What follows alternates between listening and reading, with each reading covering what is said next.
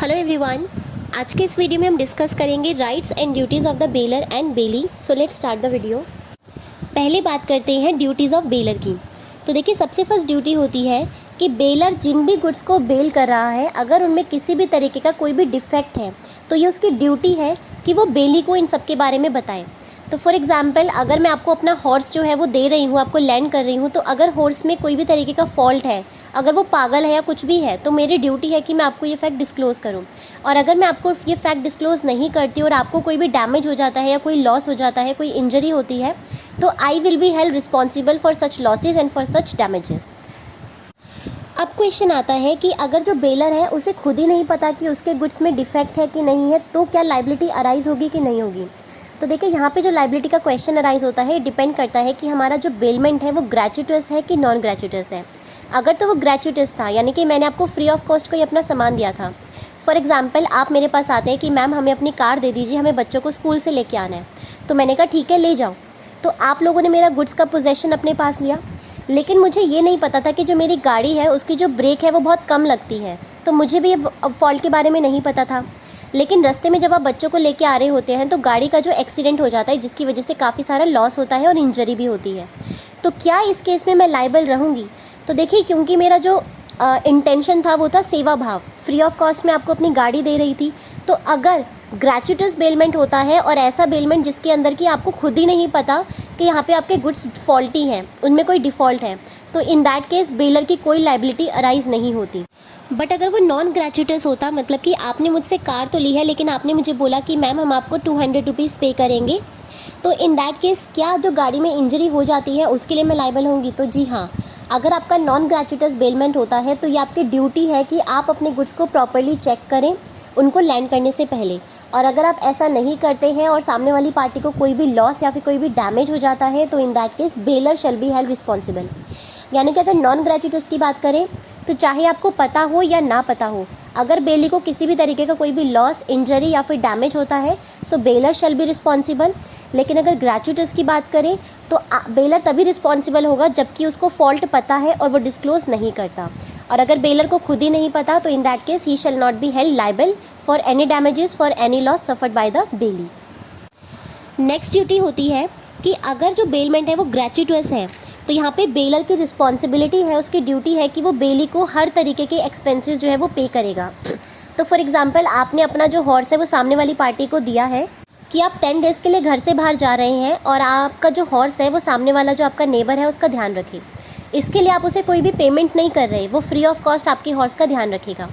लेकिन जो भी एक्सपेंसेस वो इस हॉर्स के ऊपर इनकर करेगा, उसको फीड कराने में, या उसने कोई अटेंडेंट रखा है जो उसका ध्यान रखेगा, उसको प्रॉपर फीड करवाएगा, या फिर अगर हॉर्स जो है वो बीमार हो जाता है और उसके ऊपर कोई भी तरीके का मेडिकल एक्सपेंडिचर होता है उसकी दवाई वगैरह पे, तो ये सारे एक्सपेंसेस जो है वो बेली के पास राइट है कि वो आपसे रिकवर कर सकता है।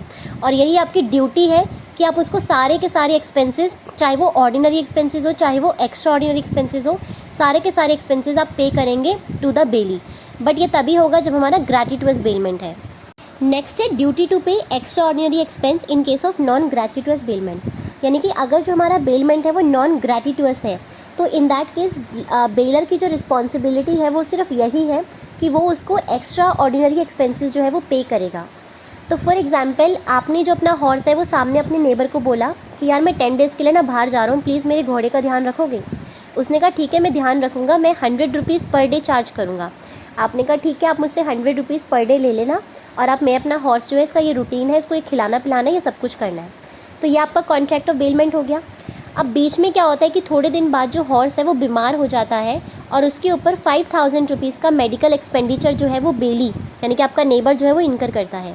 अब जब वो 5000 रुपीज़ आपसे वापस मांगता है, तो क्या आप यहाँ पे लाइबल हैं उसको 5000 रुपीज़ देने के लिए। तो जी हाँ, ये आपकी ड्यूटी है कि अगर बेली कोई भी एक्स्ट्रा ऑर्डिनरी एक्सपेंस इनकर करता है तो bailor is liable to compensate the bailee for such extraordinary expenses. तो देखिए, नॉर्मल रूटीन के लिए तो आप उसे 100 रुपीज़ पर डे दे रहे थे, उसमें उसका फीडिंग, नहलाना धुलाना, पॉटी वॉटी साफ़ करना सब कुछ इंक्लूड था। तो यानी कि 100 रुपीज़ में तो ऑर्डिनरी एक्सपेंसेस इनका इंक्लूड थे। लेकिन अगर कोई एक्स्ट्रा ऑर्डिनरी एक्सपेंस जो है वो बेली इनकर करता है ऑन द गुड्स, तो बेलर की ड्यूटी है कि वो एक्स्ट्रा ऑर्डिनरी एक्सपेंसेस को जो है वो पे करे।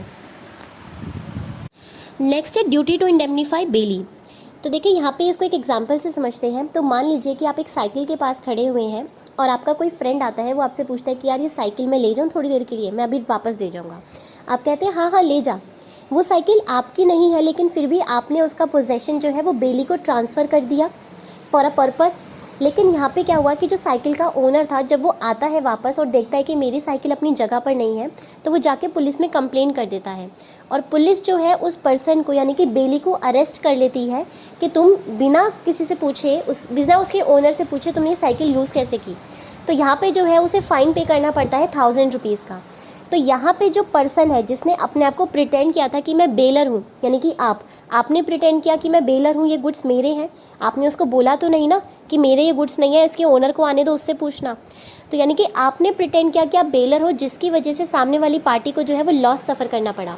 तो इन दैट केस बेलर की रिस्पॉन्सिबिलिटी है कि वो जो इंडेमनीफाई करेगा बेली को। तो जो भी 1000 रुपीज़ का डैमेज 1000 रुपीज़ की जो फ़ीस उसको पे करनी पड़ी है फ़ाइन, वो आपसे लेने के लिए लाइबल है और आपकी लाइबिलिटी है कि आप उसे इंडेमनीफाई करेंगे इस लॉसेस को।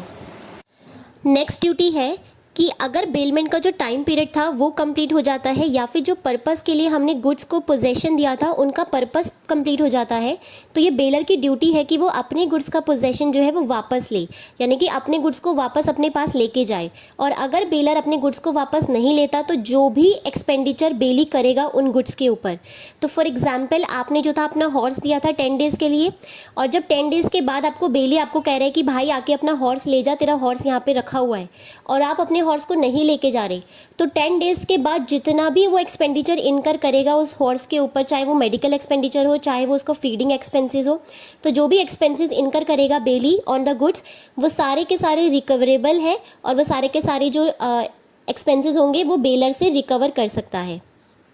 अब बात करते हैं ड्यूटीज़ ऑफ बेली की, यानी कि बेलमेंट के कॉन्ट्रैक्ट से बेली की क्या क्या रिस्पॉन्सिबिलिटीज़ अराइज होती हैं।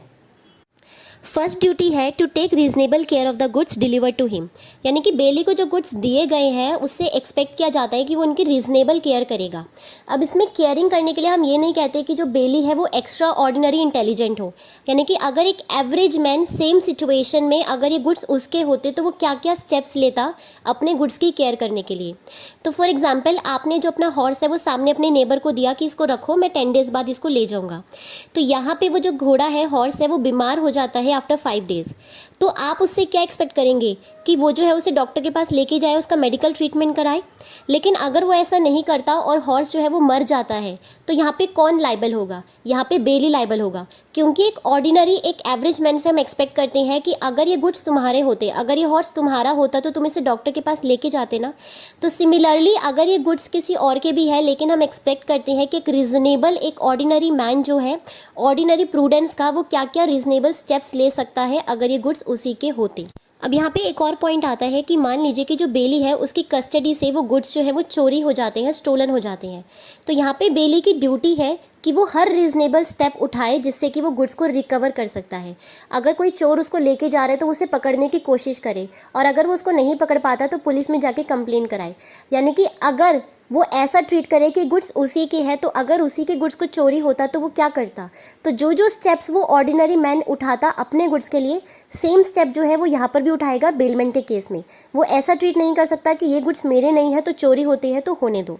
सो this is the duty of the bailee to take reasonable care of the goods. Second duty है not to make unauthorise use of the goods, यानी कि अगर आपने बेली को अपने कोई गुड्स दिए हैं तो ये बेली की ड्यूटी है कि वो उन गुड्स का जो है वो अनऑथराइज यूज़ नहीं कर सकता। अब देखिए मैंने जो था हॉर्स दिया था उसको कि अपनी सेफ कस्टडी में रखो, मैं 10 डेज़ बाद आके ले जाऊंगा, लेकिन वो क्या करता है उस हॉर्स को जो है वो कैरेज पर्पज़ के लिए यूज़ कर रहा है, उसको राइडिंग के लिए यूज़ कर रहा है। तो अगर आपने उसको अनऑथराइज यूज़ किया है मेरे गुड्स को, जिसकी वजह से गुड्स को जो है वो डैमेज हो जाता है, कोई लॉस हो जाता है, तो जो भी लॉस या डैमेज होगा उसके लिए बेली ही रिस्पॉन्सिबल होगा। तो फॉर एग्जाम्पल आपने किसी को अपनी गोल्ड दिया, ज्वेलरी दी कि भाई मेरा जो है सेफ कस्टडी में अपने पास रख, मैं 10 डेज़ बाद आता हूँ, और वो लोग क्या करते हैं, बेली क्या करते हैं, उन गोल्ड को जो है वो मैरिज में पहन के चला जाता है। रास्ते में गुंडे मिलते हैं, उनका सारा सोना लूट के ले जाते हैं। तो क्या यहाँ पे बेली लाइबल होगा? यस, बेली लाइबल होगा क्योंकि उसने मेरे गुड्स का अनऑथोराइज यूज किया है। तो अगर आप अनऑथोराइज यूज करते हैं, चाहे आपका फॉल्ट हो या ना हो, अगर गुड्स को कोई भी डैमेज होता है, कोई भी लॉस होता है, तो bailee shall be held responsible. Even अगर रास्ते में अर्थक्वेक आ जाए, कुछ भी आ जाए, नेचुरल एक्ट होने की वजह से जो है वो सोना गायब हो जाता है, सोना कुछ भी हो जाता है, तो बेली रिस्पॉन्सिबल होगा। वो ये नहीं कह सकता कि भाई मेरी गलती नहीं है, देख ऊपर से बारिश आ गई या कुछ हो गया, इस वजह से सोना खो गया। तो यहाँ पे बेली रिस्पॉन्सिबल है कि तुमने अनऑथोराइज यूज किया कैसे। तो जो पर्पस के लिए गुड्स दिए गए हैं उसी पर्पस के लिए यूज़ होने चाहिए। अदर देन दैट, अगर कोई भी लॉस डैमेज होता है तो bailee shall be held responsible for all the losses, for all the damages. Next duty है कि बेली को बेल किए हुए गुड्स को अपने गुड्स के साथ मिक्स नहीं करना, और अगर वो दोनों गुड्स को मिक्स कर देता है तो उसकी रिस्पॉन्सिबिलिटी है कि वो जो भी सेपरेशन के चार्जेस होंगे वो सारे कौन बियर करेगा, बेली। तो फॉर एग्जांपल बेलर जो है उसको 10 kg राइस देकर जाता है कि ये लो मेरे 10 किलो राइस, इसे अपने पास रखो सेफ कस्टडी में। वो क्या करता है, उसके राइस के साथ अपने राइस भी मिक्स कर देता है। तो उसके जो बेलर के राइस थे वो 50 रुपीज़ kg थे और बेली के जो राइस थे वो 20 रुपीज़ kg थे। तो यहाँ पे जो है उसने राइस को मिक्स कर दिया। अब राइस को आप या तो सेपरेट करने बैठो, एक बड़ा दाना और एक छोटा दाना। अगर तो आप सेपरेट कर सकते हो तो सेपरेट कर दो, कोई प्रॉब्लम नहीं है। लेकिन अगर आप उन गुड्स को सेपरेट नहीं कर सकते तो जो भी लॉस बेलर को हुआ है वो सारा का सारा बेली बियर करेगा और उसे प्रोवाइड करेगा। नेक्स्ट ड्यूटी है कि बेली को जो गुड्स है वो रिटर्न करने हैं बेलर को on the accomplishment of the purpose, यानी कि जैसे ही पर्पस कंप्लीट हो जाएगा या फिर जिस टाइम पीरियड के लिए हमने गुड्स को बेल किया था वो जो टाइम है वो एक्सपायर हो जाएगा।